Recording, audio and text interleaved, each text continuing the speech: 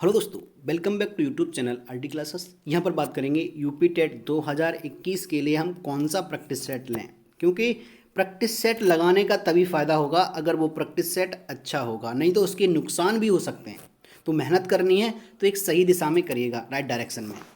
अच्छी practice set किसको कहेंगे, कौन उसमें, अगर ये पॉइंट 6 पॉइंट में बताने वाला हूँ इस वीडियो में, अगर वो चीज़ें अब आपके प्रैक्टिस सेट में मिल रही हैं तो आपका प्रैक्टिस सेट वो सबसे अच्छा है। कौन से पब्लिकेशन से का है इससे कोई मतलब नहीं है, उसका लेना देना नहीं है।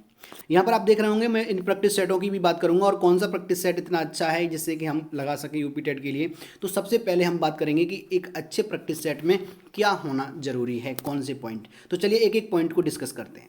सबसे पहला पॉइंट जो है हमारा वो ये है कि प्रैक्टिस जो सेट है वो हमारा जो एग्ज़ाम हो रहा है उसके सिलेबस पर आधारित हो। किस पर? सिलेबस। उसका जो हमारा सिलेबस है उसी के आधार पे प्रश्न दिए जाएं, उससे बाहर के प्रश्न नहीं होने चाहिए। तो वो प्रैक्टिस सेट हमारा अच्छा है। दूसरा, अगर हमारा टॉपिक अलग अलग है प्रैक्टिस सेट में, ध्यान देना, अलग अलग प्रैक्टिस सेट, आज प्रैक्टिस सेट पहला लगाया, कल दूसरा लगाया, परसों तीसरा लगाया, तो उसमें से सेम वही वैसे ही प्रश्न नहीं होने चाहिए। जैसे अगर प्रॉफिट लॉस का अगर प्रश्न आया तो प्रॉफिट लॉस का वही वैसे ही टाइप के प्रश्न नहीं होने चाहिए। प्रॉफिट लॉस हो सकता है हर बार, लेकिन उसमें अलग अलग टाइप के प्रश्न होने चाहिए। ऐसे ही आपने जीएस पढ़ रहे हैं, अगर आप ज्योग्राफी में देखें तो सारे हमारे सौरमंडल से ही नहीं होने चाहिए। आज सौरमंडल का है, कल दूसरे का होना चाहिए, कल तीसरे का होना चाहिए, ऐसा होना चाहिए। तो जो प्रैक्टिस सेट है वो अलग अलग टॉपिक का होना चाहिए। कैसा कैसा? अलग अलग टॉपिक से। हर प्रैक्टिस सेट में अलग अलग टॉपिक के क्वेश्चन दिए जाएं। तीसरा बहुत ही इंपॉर्टेंट पॉइंट, आपके प्रैक्टिस सेट में प्रीवियस ईयर के प्रश्नों को शामिल किया गया हो, बहुत ही इंपॉर्टेंट है। इससे पहले पूछे गए प्रश्न, जो पहले प्रश्न इससे पहले के एग्जाम में पूछे गए हैं, उन प्रश्नों को उसमें रखा गया हो। तो पहले 3 पॉइंट ये हैं, बहुत ही इंपॉर्टेंट है। और चौथा पॉइंट समझिएगा कौन सा है आपके, जो चौथा पॉइंट हमारा है वो प्रत्येक प्रश्न जो हमारा दिया गया है उसका जो सॉल्यूशन, डिटेल सॉल्यूशन होना चाहिए। अगर सॉल्यूशन डिटेल्ड है हमें समझ में आ जाएगा कि हाँ वो प्रैक्टिस सेट बहुत अच्छा है। क्यों? क्योंकि आप देखेंगे कि यूपी टेट एक ऐसा एग्जाम है जिसमें साइकोलॉजी के जो क्वेश्चन आएंगे, बाल विकास के जो क्वेश्चन आएंगे, आपको लगेगा नहीं हमने ये पढ़ा है और इसका आंसर ये होना चाहिए, और उसमें कुछ और दिया होगा। तो डिटेल सॉल्यूशन होगा तो उसमें आप अंतर कर पाएंगे। तो तभी, क्योंकि प्रैक्टिस सेट लगाने का क्या फ़ायदा है, प्रैक्टिस सेट कैसे लगाना चाहिए, प्रक्रिया क्या है, ये सारी जो चर्चा है वो अगली वीडियो में मैं करने वाला हूँ। आज मैं इस वीडियो में बताऊंगा कि कौन सा प्रैक्टिस सेट आपको लेना चाहिए, कौन सा प्रैक्टिस सेट अच्छा है। और अगली वीडियो में मैं ये बताऊंगा कि प्रैक्टिस सेट कैसे लगाएं जिससे कि उसके प्रैक्टिस सेट का 100% लाभ ले सकें। अगर हम उस प्रोसेस से नहीं लगा रहे हैं जो हम बताएंगे अगली वीडियो में, तो हम उसका 100% फ़ायदा नहीं होगा, आपका लॉस भी हो सकता है। क्योंकि अगर आपने प्रैक्टिस सेट लगाया, और पहली चीज़ तो प्रैक्टिस सेट सिलेक्ट करना, कौन सा प्रैक्टिस सेट अच्छा है। अगर वो चीज़ आपने अच्छे सेलेक्ट कर ली तभी आप अच्छे हैं। अगर आपने गलत प्रैक्टिस सेट ले लिया तो हो सकता है कि आपका समय बर्बाद हो जाए, तो लॉस हो जाएगा। ठीक है, चलिए तीसरा पॉइंट, आप चौथा पॉइंट समझ में आ गया, डिटेल्ड सॉल्यूशन हो जाइए। पांचवा, जो प्रश्नों का लेवल है प्रैक्टिस सेट में वो 3 तरह का होता है प्रश्नों का लेवल, लेकिन उसकी जो संख्या है उसके लेवल के अनुसार होनी चाहिए। कैसे? पहले तो इजी, आसान वाले होंगे, मॉडरेट सामान्य होंगे, और टफ हार्ड वाले होंगे। 3 तरह के होंगे। अब 3 तरह के प्रश्नों में 10 से 20% प्रश्न आसान होने चाहिए। ऐसा नहीं कि हमने पूरा प्रैक्टिस सेट आसान बना दिया तो हमारा जो तैयारी है प्रैक्टिस सेट लगाने का उद्देश्य वो बिल्कुल बेकार है। क्योंकि हम आसान क्वेश्चन लगाते रहेंगे और पेपर आया सामान्य का, मॉडरेट का, तो फिर हम क्या करेंगे। लेकिन मॉडरेट क्वेश्चन सबसे ज़्यादा होना चाहिए, 50 से 60%, या लगभग में 50 से 65%, 60-65% प्रश्न मॉडरेट यानी सामान्य। देखिएगा, इजी, मॉडरेट और टफ यानी हार्ड, इसको कह सकते हैं। इसके प्रश्न 10 से 20% होने चाहिए आसान वाले, मॉडरेट होने चाहिए 50 से 60-65% तक, और 10 से 15% प्रश्न होने चाहिए टफ। अगर हमारा प्रैक्टिस सेट इस तरह से बनाया गया है तो बहुत अच्छा है। क्यों? क्योंकि मॉडरेट प्रश्नों की संख्या सबसे ज़्यादा रहती है। आप प्रीवियस ईयर के पेपर उठा के देख लीजिएगा, तो ये चीज़ उसमें होना जरूरी है। अगला, अगर हम लास्ट और इम्पोर्टेंट पॉइंट मान लें, जो 6वां है हमारा, वो है प्रैक्टिस सेट हमारा त्रुटि रहित होना चाहिए। त्रुटि रहित मतलब उसमें ज़्यादा गलतियाँ ना हों। अब ऐसा तो होने नहीं सकता त्रुटि रहित हो कोई भी प्रैक्टिस सेट, आज तक मुझे नहीं मिला, इतने दिन हो गए आप अब तक जो लगाया हमने, सब में कहीं ना कहीं कोई ना कोई दिक्कत। लेकिन वो त्रुटि रहित का मतलब हम, हमारा कहने का यहाँ है कम से कम त्रुटियाँ हों।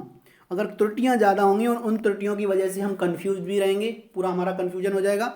दूसरा, हमारा पेपर में नंबर कम आएगा त्रुटियों की वजह से। उनकी पेपर में त्रुटियां हैं, हम तो अपना सही करें, लेकिन पेपर में त्रुटि का हमारा नंबर कम आया तो हम डिमोटिवेट हो जाएंगे। तो इसीलिए कम से कम त्रुटियां होंगी तो वो प्रैक्टिस सेट हमारे लिए अच्छा होगा, ठीक है।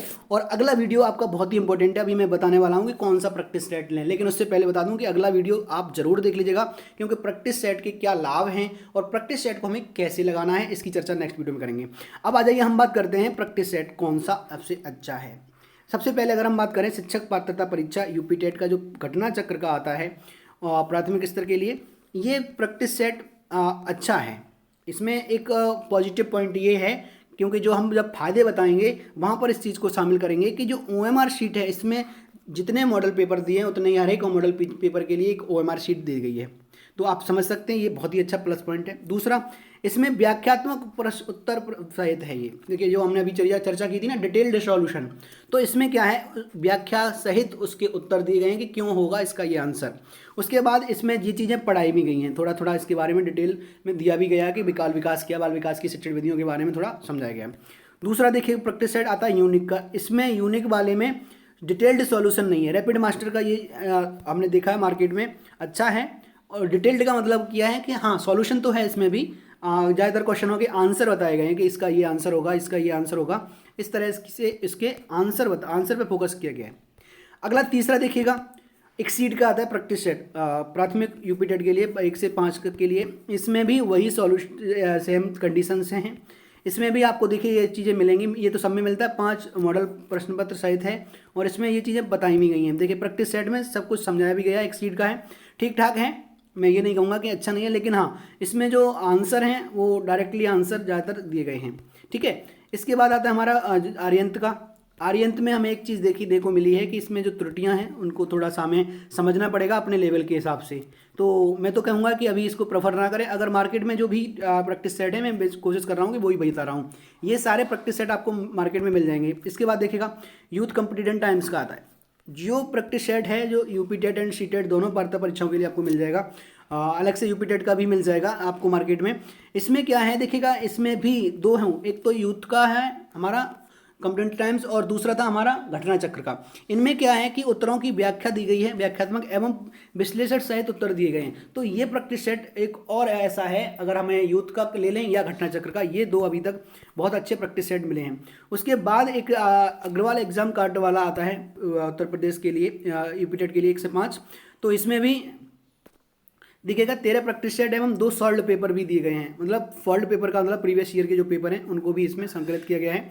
हाँ, अगर आपके पास प्रीवियस पेपर नहीं है तो एक बहुत ज़रूरी है कि पुराने प्रैक्टिस पेपर का भी आपके पास होना चाहिए, लेकिन इसमें डिटेल्ड सॉल्यूशन की कोई भी चर्चा नहीं की गई है। डिटेल्ड सॉल्यूशन सिर्फ उसमें, और मैंने आपको बताया था कि कोई भी प्रैक्टिस सेट से उसमें हमारे जो 6 पॉइंट अगर मिल जाते हैं तो बहुत ही अच्छा है, लेकिन हमारे 6 किसी में मिलना मुश्किल है। लेकिन हाँ, अब मैक्सिमम देखेंगे, किसी में 5 मिलना है, किसी में 4, किसी में 3। तो जो 5 वाला है वो ज़्यादा अच्छा है, फिर 4 वाला है, फिर 3 वाला है, इस तरह से देखेंगे। देखिए उपकार का है, काफ़ी अच्छा है, बहुत पुराना भी चलता है उपकार का, ज़्यादातर यूपी में उपकार चलता है। लेकिन हाँ वही देखिए, अब यहाँ पर व्याख्यात्मक प्रश्नों की कोई चर्चा नहीं है और ना ही इसमें व्याख्यात्मक प्रश्न आपके मिलेंगे। इसके बाद किरण का है, किरण का कोई खास नहीं है, लेकिन आप देखेंगे तो इसमें बस ये बताया गया है कि इतने इतने प्रश्न आते हैं। व्याख्या की बात करें तो ज़्यादातर प्रैक्टिस सेटों में आपका व्याख्या जो है वो नहीं दी गई है, सीधा आंसर बता दिया गया है, इसका सी है, ये आंसर लिख दिया गया है, ठीक है। तो ये थे आज के जो। इसके अलावा अगर घटना चक्र का देखा जाए, देखिए अगर आपने वहाँ पर वो जो घटना चक्र लिया है और ये, इन दोनों में अंतर ये है, इसमें जो अभ्यास प्रश्न पत्र हैं प्रैक्टिस सेट हैं वो 10 हैं।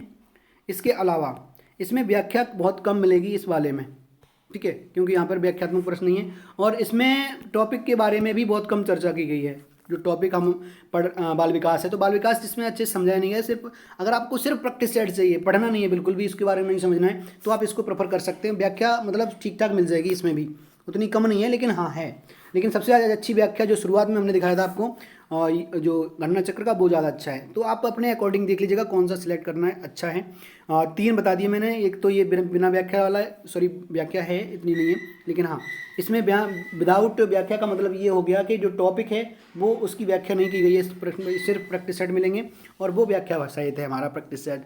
तो इन तीनों में से जो आपको बेस्ट जो आपको मिल जाए अवेलेबल, पहले इन तीनों में सबसे पहले मैं प्रेफर करूँगा यूथ कॉम्पिटिटिव टाइम्स का, उसके बाद दूसरा घटना चक्र में आप दोनों में से एक कोई भी ले लीजिएगा, ठीक है। तो चलिए, अगर वीडियो पसंद आए तो लाइक शेयर जरूर कर देना। हमने एक कमेंट बॉक्स में लिंक दिया है, उसको ज्वाइन कर लेना।